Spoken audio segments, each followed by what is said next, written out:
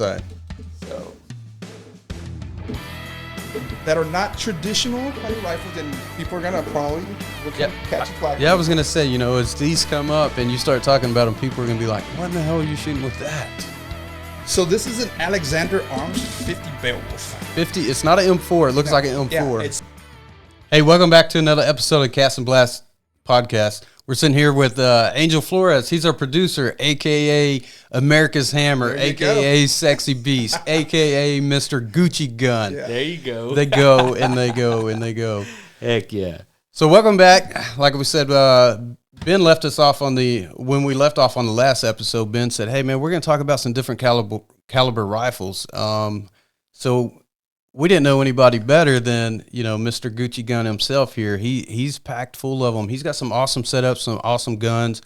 And on some past episodes, we talked about how we prefer bolt guns over, you know, AR platform style guns.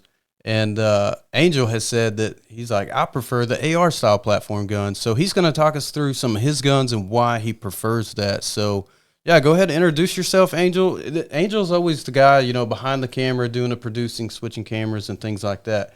And integral part of the team. So now you get to see him up front and talk about his awesome setup. So yeah, let's hear what you got. All right, so I'm no longer behind the scenes. So the reason I shoot this type of rifle is because I'm more used to the AR platform. I'm a retired veteran, and this is my style of platform. It makes it easier for me to shoot than with a regular bolt. I've never shot a bolt. It doesn't mean they're bad rifles. I'm just saying. So you've never fired a bolt gun at all? I've never hunted. Well, I fired for, you know, just a zero for my dad, but I've never actually shot or hunted with one. Oh, cool. So to me, it's a little bit stranger to do the bolt action while you're trying to keep a sight picture. So that's me versus kind of pulling the charging handle and doing the selector switch while you can maintain a little bit better sight picture. That's for me. So yeah, that's what's awesome to each their own. I know we're going to get some flack on this, and looking at the rifle, like that thing's huge, that thing's heavy.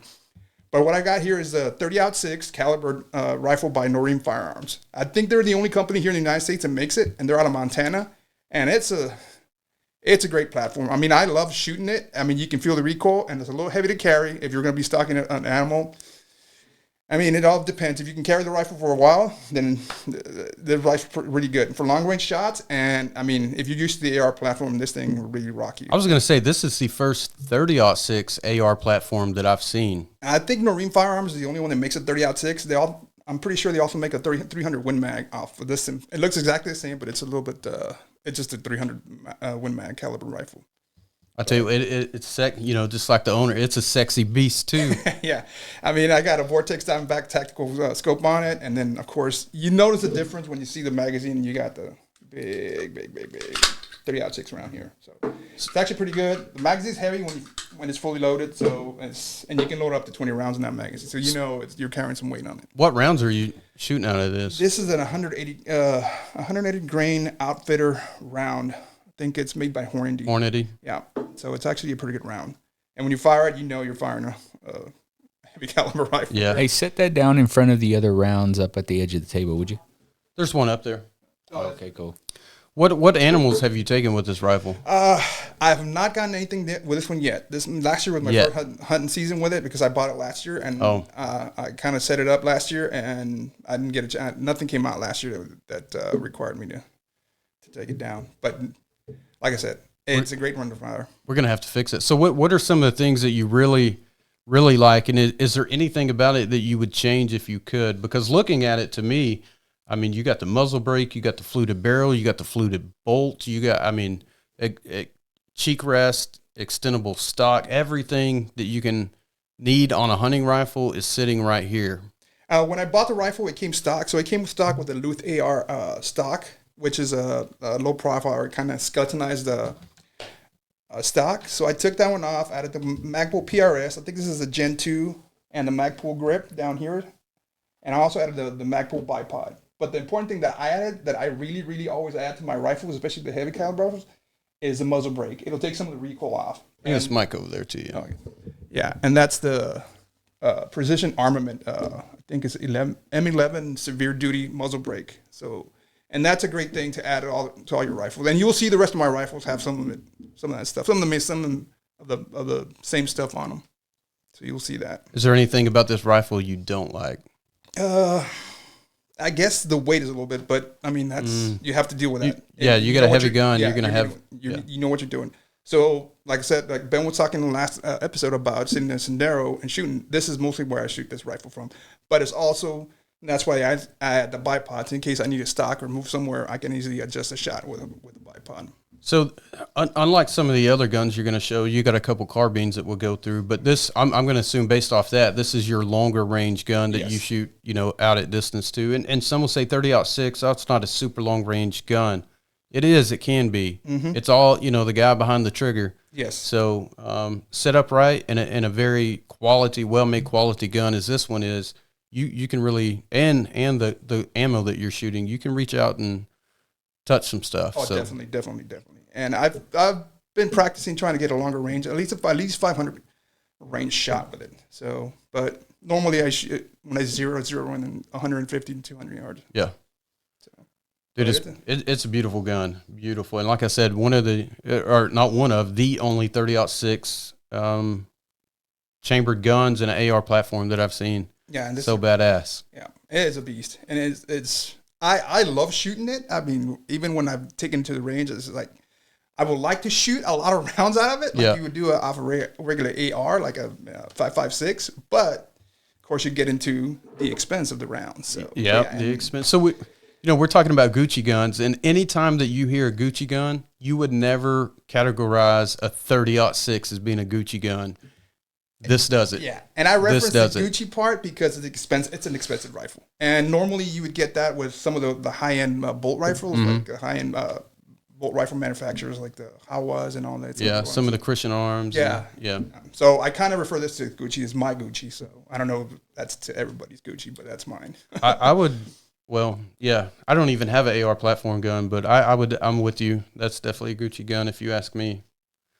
Well, cool, man. How about let's see some of the Gucci's. So we refer this one to more of a long range deer rifle, and traditionally that's what it is. That's what the round is chambered for. So I do have a couple that I do use for hunting. I'm gonna take this one, set it on this side. So that are not traditional hunting rifles, and people are gonna probably catch a flag. Yeah, I was gonna say, as these come up and you start talking about them, people are gonna be like, "What in the hell are you shooting with that?" So this is an Alexander Arms 50 Beowulf. 50. It's not an M4. It looks like an M4. Yeah, it's an M4 platform. Yeah, but I mean, when you see it, you traditionally start off. If you start, doing those videos where you start going from the back, and you're like, oh, that's like a regular 5.56. But then you get to the front, and you see the heavy barrel and the heavy muzzle brake. So I bought it like this. The only thing is modifications I've made. I changed the charging handle to an ambidextrous charging handle, and also with the selector switch, the grip, and the shoulder pad. And so I've changed that, and I also added the bipod. So you said this is the Beowulf, right? I mean, so this is it is a 50, and that's a 325 grain. 325 grain bullet. Yeah. For reference. Yeah, it's pretty big. And they can go up to, I think, a 400, 500 grain bullet on that one. Yeah, straight wall cartridge, just hollow point. Yeah. Freaking bowling ball. Yeah, it is a bowling ball. And I've taken a lot of deer with this one. I'm not lying. I've taken a lot of deer. The round will actually impact. The thing with this, you'll lose a lot of meat. I'll guarantee it. If you hit it traditionally where you're supposed to, around the shoulder or behind the shoulder area, you'll lose a lot of meat. You might be able to lose a whole shoulder on that one. And I'm not lying. It's the truth. Some people say, well, why would you want to use this one? It's easier for me to shoot. I was about to say that. Yeah. So why would you use such a caliber for a deer? Yeah, and like I said, it's easier for me to shoot. I know this weapon in and out, and I've fired for over 30, close to 20 years. And it's just easier for me. And it's a small carbine platform, and it's easier for me to find out if something's wrong with it when I shoot it. Easier for me to take down and clean if I have to in an emergency. And I mean, it's a pretty good hunting rifle. And what is it about the AR platform that makes you so familiar with it? Like I said, it's been 20 years in the military, in the Army with this, and it's day and night cleaning it. After you come out of patrol, you have to clean your weapon, make sure it's firing, ready for it to go the next day. And I just got so used to it that it's normal for me.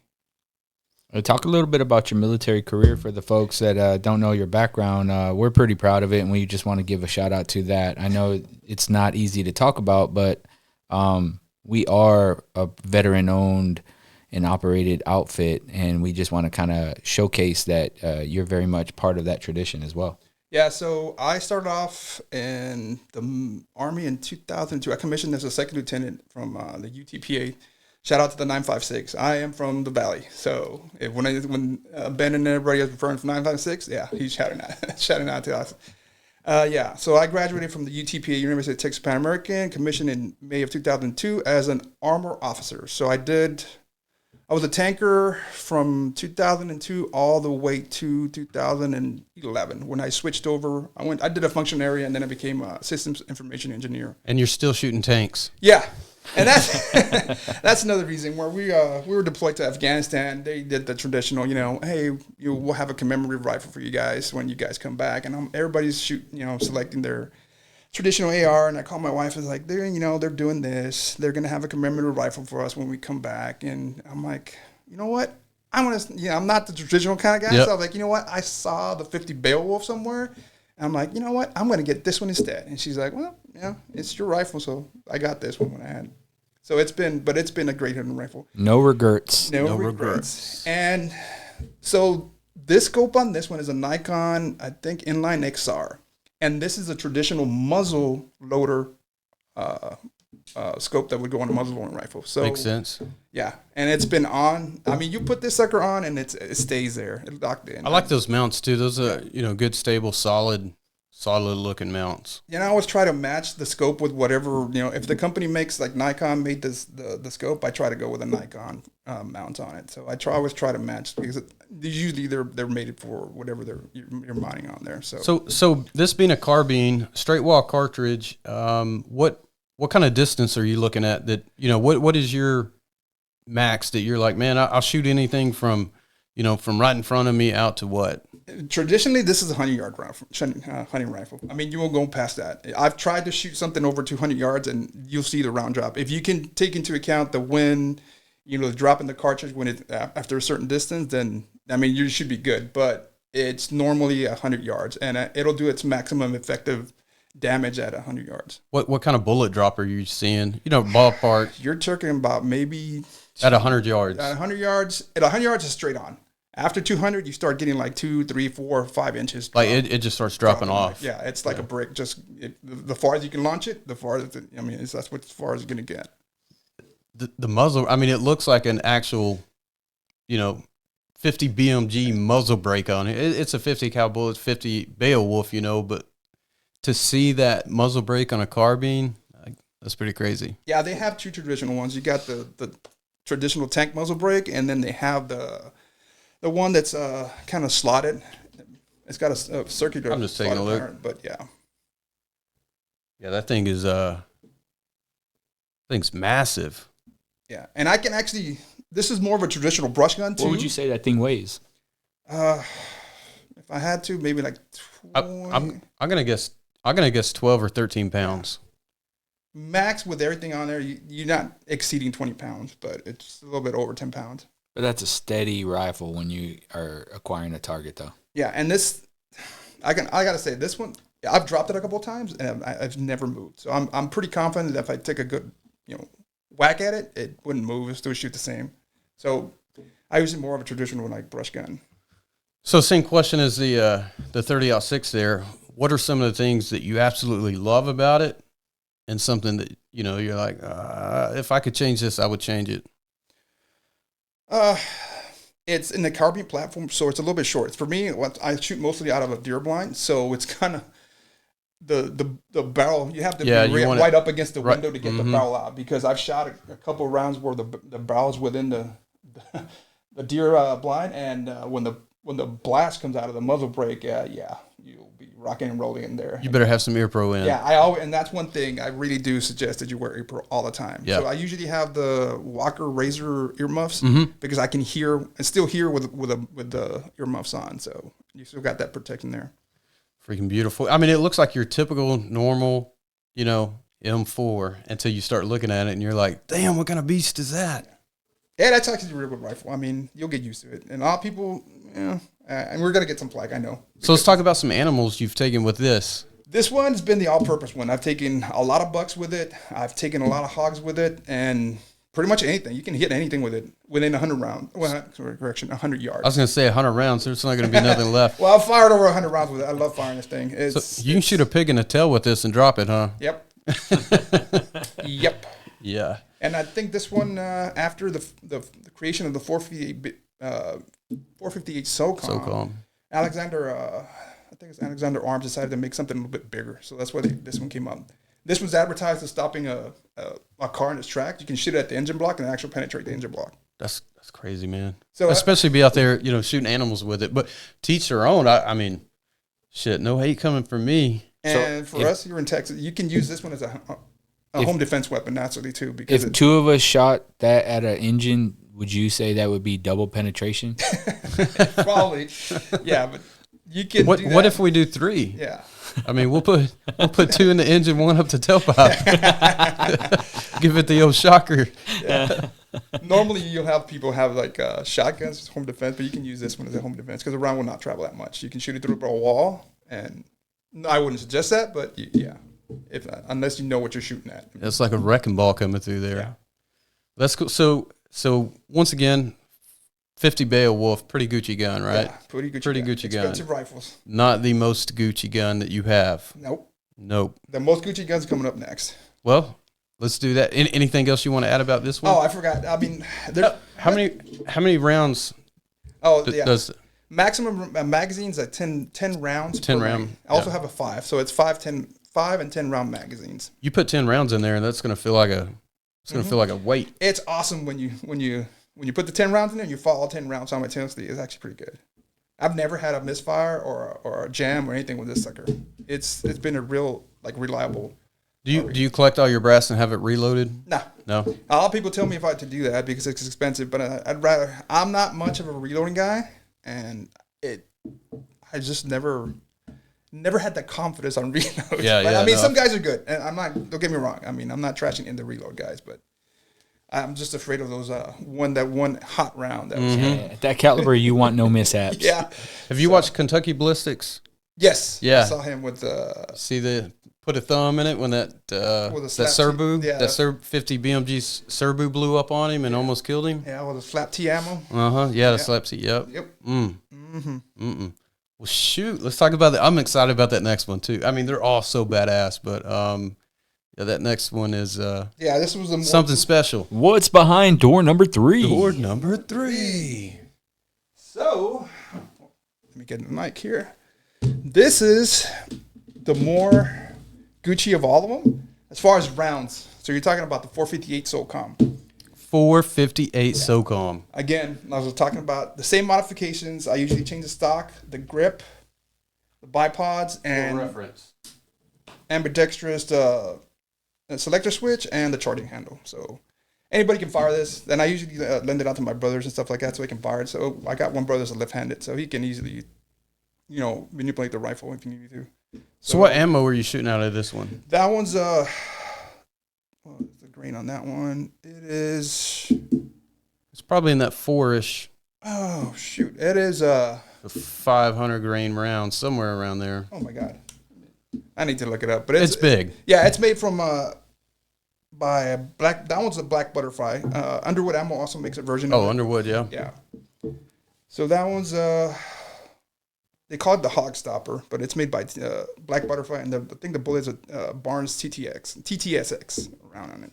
What are some specifics of that ammunition and how it actually, the characteristics of it went on impact? These leave the muzzle at within, I think it's 1850, that muzzle velocity when it leaves the round. And impact, I think it has an impact of 2000 and something. So it really packs a punch when it hits, but after 100 yards, it starts dropping real hard. So both of these rounds, the 50 Beowulf and the 458 SOCOM, they're not your typical traditional hunting rounds. No. And I think it's kind of cool that you're using it as a hunting round. The 458 SOCOM was definitely, engineered to kill. Yes. Not so much in hunting, but, terrorist. Depending on what you're hunting. Yeah. depending on what you're on. Terrorist or open season. Yeah. I think it's going to be open season soon again. Yeah, it's looking good this year. Yeah, That's looking good. The development of this round came after the events in Somalia, Black Hawk Down and all that stuff. So the special operations groups wanted a round they could shoot and carry in an AR platform or a carbine platform that can actually stop people in its tracks. Like you shoot the guy and this guy's going to drop. Yeah, he's not moving. Yeah, so the 458 SOCOM was developed after that. So it's a real Gucci round because not many use it, and the round is very expensive. Mm-hmm. It's those two rounds, the 50 Beowulf and the 458 SOCOM, usually average almost like $3 a round. So it's expensive. They're probably more now. I don't know, with ammo prices that keep going up. Hell, how long has it been since you bought ammo? Bought a couple last year. So last year. Yeah, it's been a while. Well, let's walk through this gun too. Let's. Of course, you got the traditional muzzle brake on these ones because you have to have that to avoid the recoil. I've also added one thing I've also changed on the rifles is the buffer and the buffer spring on them. I got hydraulic buffers inside and the tuned springs by JP Industries. So they take a lot of the recoil off. And these normally shoot like if you were shooting traditionally a shotgun. So it's not like a 12 gauge, yeah, or, like a 12 gauge. Like a 3.5 inch or a. Yeah.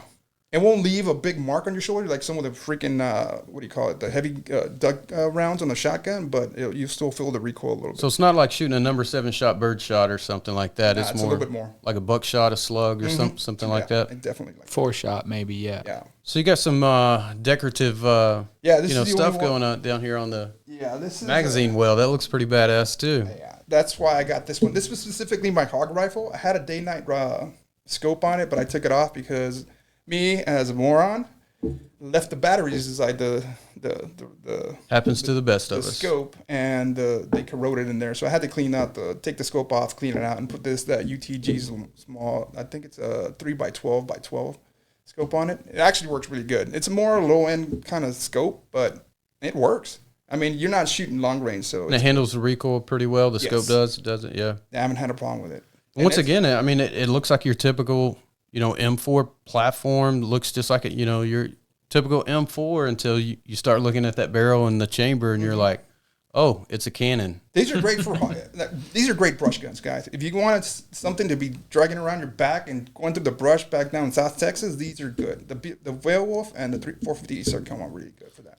They're great hot guns. Shoot through the brush, and if there's a tractor on the other side of the brush between you and the truck, or you and the pig, go through the brush, go through the tractor, take everything with it, hit the pig. Yeah. There's another round underneath this one. So you got the 50 Beowulf as a big bore, the big brother of the big bore, the 3 big bores, which is the 50 Beowulf followed by the 458 SOCOM, and then there's a 450 Bushmaster that falls underneath this one.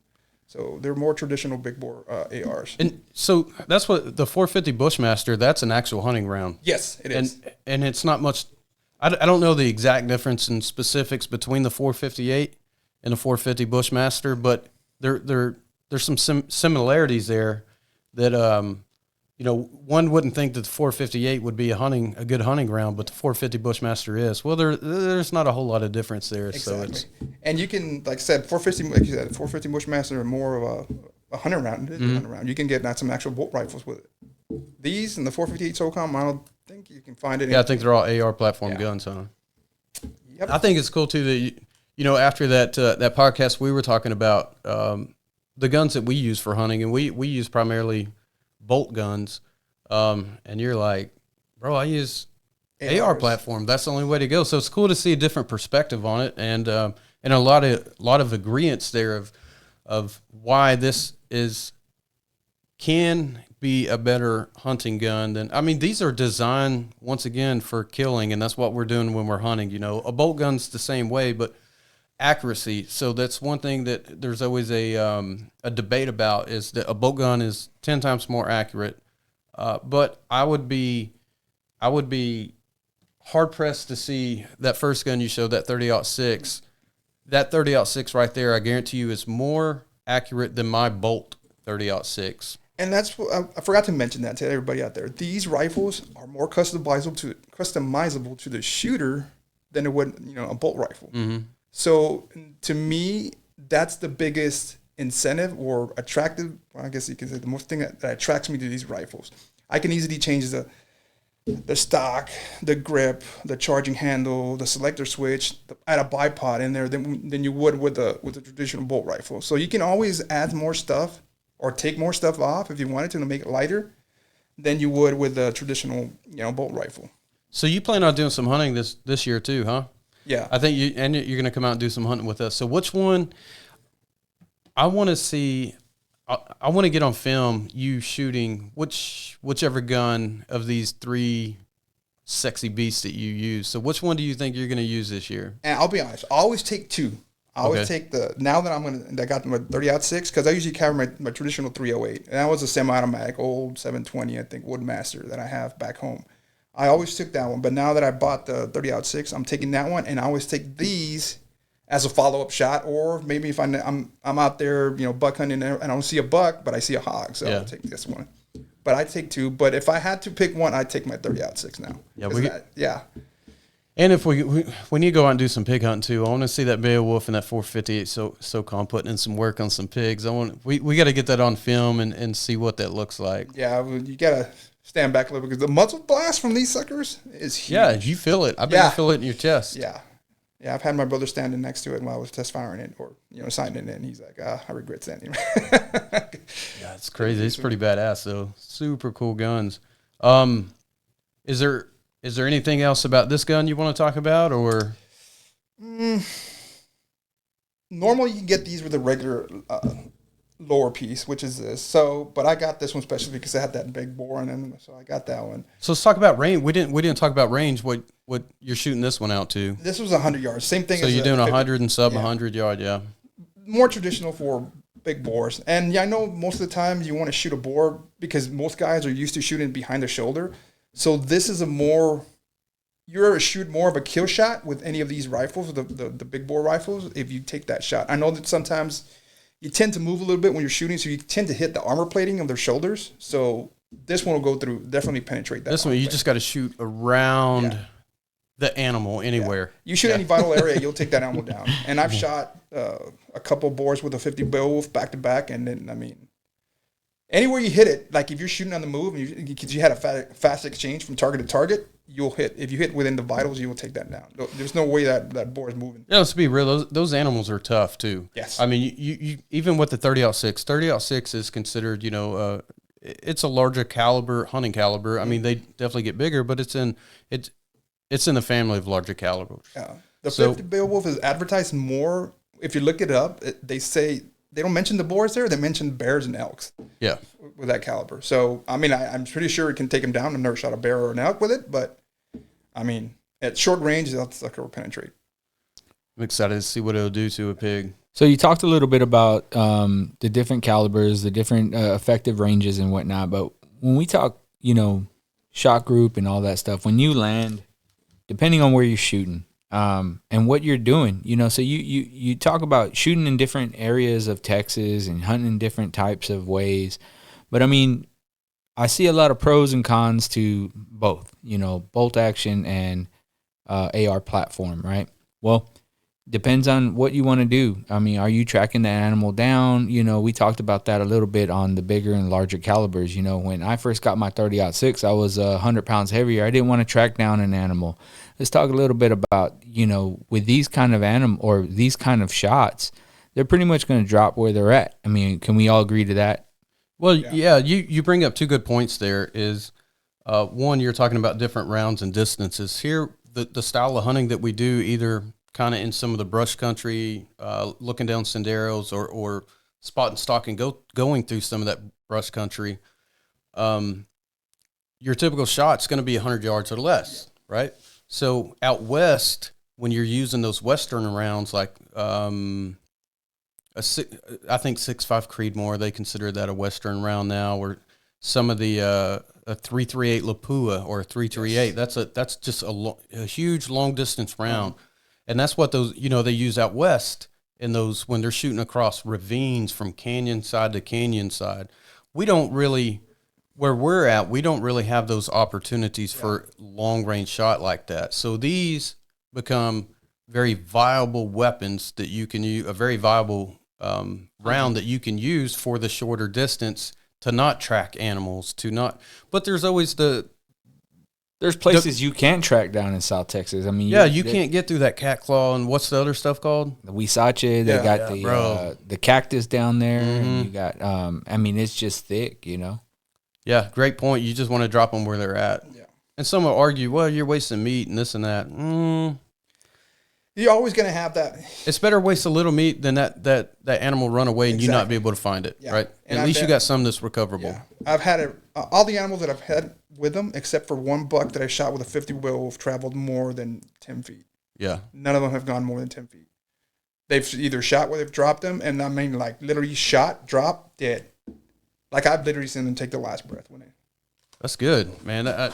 I'm really impressed with these rounds. Talk all this stuff about using bolt guns only, but you may have me sold on an AR gun, especially for pig hunting. But I think it's about time to wrap this up. But I'm just sitting here still admiring the beauty of these. Which one would you want, Jimmy?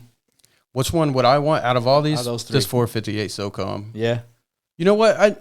What would anybody watching? What out of these three? Which one would you want? And be the first to comment. We encourage the comments and things like that. Let us know which one that you would like, and the first one to comment which one you like. It'll enter you in a free giveaway. Angel's going to give one of these away to the. I die. No, I'm joking. No, none of these guns are going to be given away. No. Yeah.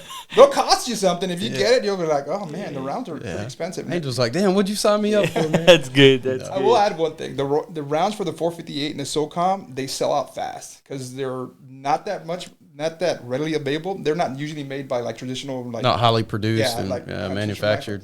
Like, I usually get my ammo from, not advertising these guys, but Underwood Ammo, and the 458 comes from Black Butterfly. They make these stainless steel rounds. Casing round. They're actually pretty good. It'd be cool to get sponsored by one of those guys. They could send us some ammunition to test out, man. Maybe take some cool footage and get it out back to them. So if you guys know anybody out there that could send us some ammunition to test, we'd definitely put it to work. Yeah, of course, for the 50 Beowulf, the manufacturer of the rifle, I'm sorry, talking away from the mic, but yeah, the Alexander Arm makes their own round for this one. Nice. And it's actually really good too. It's awesome. All right, guys, we're going to wrap this up. Hope you liked this episode, and maybe Angel talk. If you're a boat guy like we are, maybe he talked you into saying, damn, I'm going to give AR platforms a try, and I think it worked for us. So if you're hunting brush country, I guarantee you these are really good for it. They'll work. You can drop Nilgai, you can drop Outdad, you can drop elephants, rhinos, whatever.